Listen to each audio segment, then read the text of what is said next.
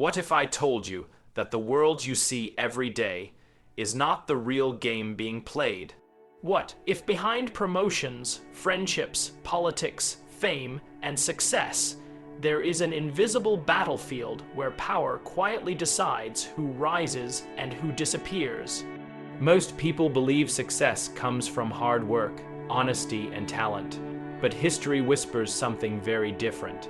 Kings were betrayed by their closest friends, generals were destroyed by their own soldiers, brilliant minds were crushed by people far less talented than them.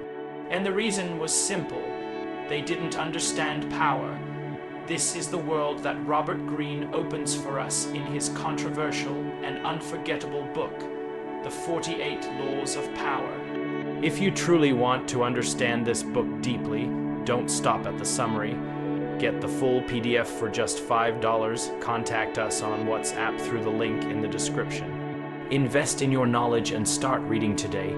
This is not a book about being good. This is a book about understanding how the world actually works. And once you see it, you can never unsee it. Before we begin the journey, subscribe to the channel if you enjoy deep book journeys like this. Because every week we break down powerful books that can completely change the way you see the world. Now imagine a young man entering the royal court in the 1600s. He is intelligent, educated, honest. He believes that if he serves the king faithfully, he will be rewarded. At first, everything goes well. But slowly, he notices something strange. A man far less talented than him is rising faster. Another man who flatters the king constantly gets special treatment. And a third man quietly whispers rumors in private conversations. One by one, his allies disappear. His reputation weakens and suddenly he is removed from power. What happened? Talent didn't fail him. Hard work didn't fail him. His understanding of power failed him. This is the first hidden message of the book. Power does not reward honesty. Power rewards awareness. Robert Greene spent years studying history. He read about emperors, generals, politicians, seducers, strategists, and masters of influence, from ancient China to Renaissance Europe, from royal courts to modern politics, and he discovered something shocking. Human nature has not changed. The same psychological patterns repeat again and again across centuries. The same mistakes destroy people over and over again. And the same strategies allow others to quietly climb to the top. This is why the book is structured around 48 laws. Not rules, laws, because Greene argues that these patterns are not opinions. They are recurring truths about human behavior. And the first law immediately reveals how brutal the game can be. Never outshine the master. Imagine working under someone powerful. A boss, a leader, a mentor. You think impressing them with your brilliance will make them respect you. But history shows something darker.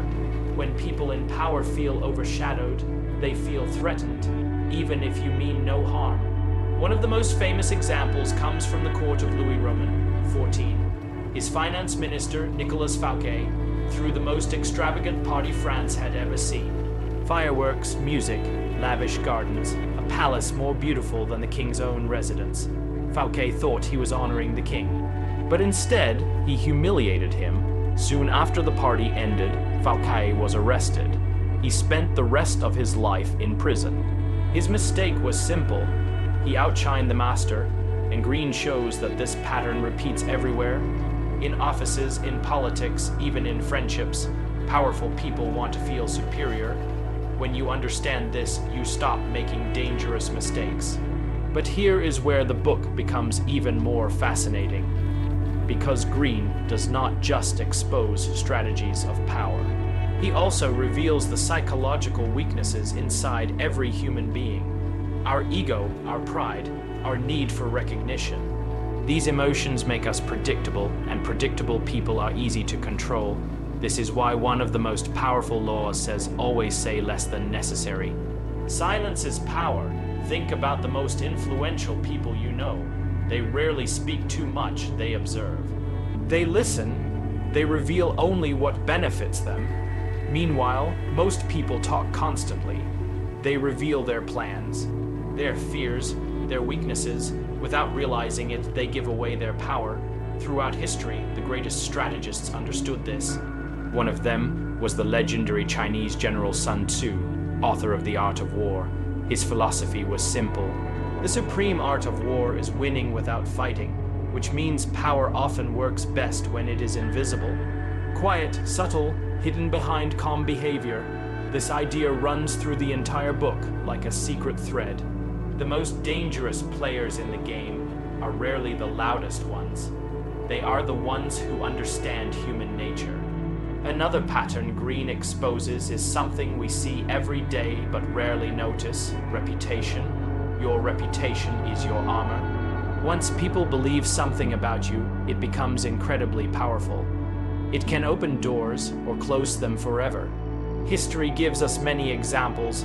One of the most brilliant manipulators of reputation was Napoleon Bonaparte. Before battles, Napoleon spread stories about his unstoppable army. His enemies became afraid before the war even began. Fear weakened them. Sometimes they lost before the first shot was fired. This shows another hidden truth. Power often works through perception, not reality. If people believe you are powerful, you already have an advantage. But Green also warns about a dangerous trap: the temptation to destroy enemies directly. Most people believe the best strategy is confrontation. But the book suggests something more subtle: turn enemies into allies. History again gives a powerful example. Abraham Lincoln once faced intense political opposition. Many of his rivals hated him. Instead of attacking them, he offered them positions in his cabinet. He surrounded himself with former enemies. This shocked everyone, but it neutralized threats and strengthened his leadership. Power often comes from transforming hostility into loyalty. But the deeper you go into the book, the darker the lessons become. Because Green does not pretend that power is moral, he simply reveals how it operates. Another law says, crush your enemy totally. Why? Because half victories create revenge. History is filled with examples where defeated enemies return stronger. One of the most dramatic examples involves Julius Caesar. After defeating rivals in civil war, Caesar showed mercy. He allowed many enemies to live. He believed forgiveness would win loyalty. Instead, some of those same men later assassinated him. This moment became one of history's most famous betrayals, the assassination of Julius Caesar. The message Green draws from history is unsettling. Mercy without strategy can be dangerous, but the book is not only about domination. It also explores seduction, psychology, and illusion. One law reveals a fascinating pattern. People are drawn to mystery. When everything about you is predictable, you lose influence. But when you create curiosity, people become fascinated. This is why some of history's most powerful figures cultivated an aura of mystery. One famous example is Cleopatra. She did not rely only on beauty. She crafted unforgettable entrances, dramatic appearances, symbolic gestures. She turned herself into a living spectacle. People could not stop talking about her. And attention is a form of power. Another law reveals something even deeper about human nature. People crave importance. They want to feel special, recognized, valued. The person who can satisfy this emotional hunger gains enormous influence. Great leaders understand this instinctively. They praise others. They make people feel essential, and in return, loyalty grows. But Green also warns about the opposite behavior. Never appear desperate.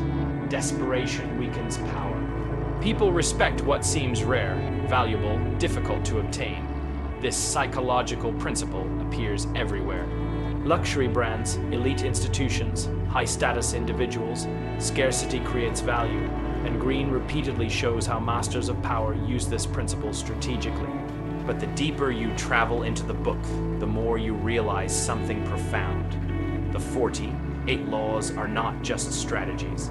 They are mirrors. They reveal uncomfortable truths about human nature, our jealousy, our ambition, our fear of losing status. Our need to feel superior. Many readers react strongly to this book. Some call it manipulative, others call it brutally honest. And Green himself explains something important. These laws are not commands, they are observations. If you ignore them, others may use them against you. Understanding power does not mean becoming cruel. It means becoming aware. Imagine walking through a chess game without knowing the rules. That is how most people live. They move pieces blindly and wonder why they lose. But once you learn the rules, the board suddenly makes sense. You begin to see patterns, strategies, hidden motives, and this is where the real transformation begins. Because power is not only external, it is also internal. The book repeatedly reminds us that emotional control is one of the greatest forms of strength. When people provoke you, they control you. When anger drives your decisions, you become predictable. And predictable people are easy to defeat. History offers endless examples. Leaders destroyed by ego, generals ruined by pride, kings manipulated through flattery, but the rare individuals who master their emotions gain enormous advantage. This idea connects deeply with the philosophy of Niccolo Machiavelli, author of The Prince. Machiavelli argued that power requires realism, not illusions about how people should behave, but clear understanding of how they actually behave. And Robert Greene builds on that tradition. He invites readers to remove the mask of idealism, to see human nature clearly, not cynically, but strategically. Now, here is the paradox that makes the book so fascinating. The greatest masters of power rarely appear hungry. They look calm, generous, even humble. Their strength lies in subtlety. They move quietly, while others reveal everything. And this is why many successful leaders throughout history studied strategy deeply, from ancient war generals to modern CEO. Because power is rarely accidental, it is often the result of deep understanding, but the book also delivers a powerful warning. If you chase power blindly, it can consume you. History is filled with powerful people who lost everything. Their allies, their reputation, their peace of mind. Power without wisdom becomes destruction. And this brings us to one of the most important realizations of the entire journey. The true lesson of the book is not manipulation, it is awareness. Once you understand these patterns, you become harder to manipulate. You notice flattery, hidden agendas, psychological traps. You begin to see the invisible chess game happening everywhere. In workplaces, in politics, in social circles, even in everyday conversations, and suddenly the world looks very different. You become more patient, more observant, less reactive. You stop revealing everything. You choose your battles carefully. And perhaps most importantly, you learn when not to play the game at all, because sometimes the greatest power is simply walking away. Robert Greene once said something fascinating. Powerful people understand that reputation, perception, and patience shape outcomes more than brute force. And once you recognize this pattern, it changes how you move through life. You stop chasing attention. You build quiet influence. You stop reacting emotionally. You think strategically. And over time, people begin to notice something different about you. Calm confidence, controlled energy, silent awareness. This is the real transformation the book offers. Not turning you into a manipulator, but turning you into someone who understands the hidden rules of the world. Someone who sees patterns others miss. And once you see those patterns, you can never return to ignorance. If this journey opened your mind even a little, subscribe to the channel because we explore powerful books like this every week that can change the way you think, work, and live. And now I want to ask you something. Do you believe power is something dangerous that should be avoided? Or is it something every person should understand? Write your thoughts in the comments. I read them all and love seeing different perspectives. If this story helped you see the 48 laws of power in a deeper way, like the video and share it with someone who loves powerful ideas. Because sometimes one book can completely change the way you see the world,